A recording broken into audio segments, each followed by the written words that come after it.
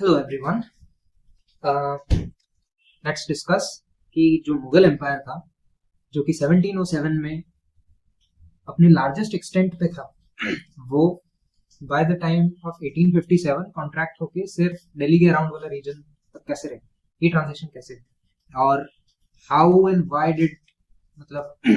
ये transition from Mughal empire to British empire ये क्यों हुआ, इसके क्या कारण थे। तो सबसे पहला कारण इसमें अपन देख सकते हैं कि जो सेंट्रल लीडरशिप थी ऑफ मुगल एम्पायर वो आफ्टर 1707 जब औरंगजेब की डेथ हुई, he was the last strong ruler, और जब उसकी डेथ हुई उसके बाद जो सक्सेशन जिन भी रूलर्स के पास गया all of them were weak rulers. वो दे वर ऑल, सबका इंटरेस्ट था सिर्फ इंटेलिजेंस में और गवर्नेंस पे, किसी का ध्यान गया नहीं और इसके कारण एडमिनिस्ट्रेटिव इनएफिशिएंसीज होने लगी बहुत सारी। फिर 1739 में क्या होता है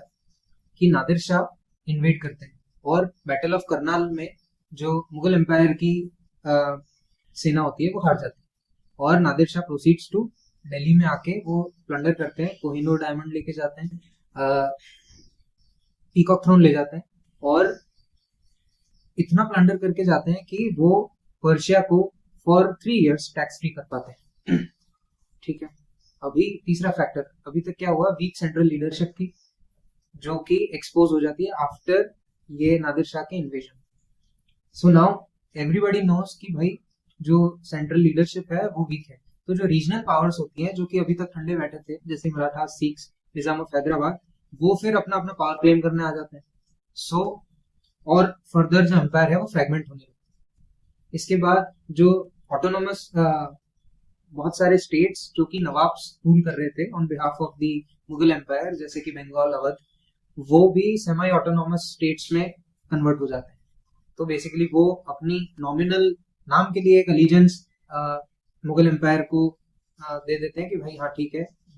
we are working under Mughal empire, but practically वो as an independent state operate करने लगते हैं। ये भी फ्रेगमेंटेशन और हो जाता है। सो अभी एक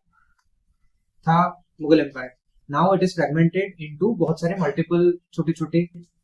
एम्पायर, और ये ब्रिटिश और जो भी यूरोपियन पावर्स उस टाइम पे थी वो इस चीज को ऑब्जर्व कर रहे होते हैं। सो मेजर प्लेयर उस टाइम पे ब्रिटिश एंड फ्रेंच थे, सो दे स्टार्ट एक्सप्लॉइटिंग इट और ब्रिटिशर्स इसको एक्सप्लॉइट कर पाते हैं थ्रू उनकी बहुत सारी पॉलिसीज जैसे कि डॉक्ट्रिन ऑफ लैप्स हो गया या फिर subsidiary alliance, doctrine of subsidiary alliance. So उनके through they were able to exploit it और इवेंचुअली बाय 1857 ये जो मुगल एम्पायर है वो फाइनली खत्म हो जाता है, जो कि अभी तक सिमट के रह गया था अराउंड दिल्ली रीजन, और 1857 में वो खत्म हो जाता है और जो मुगल ब्रिटिश क्राउन है वो उसका रूल चालू हो जाता है इंडिया में।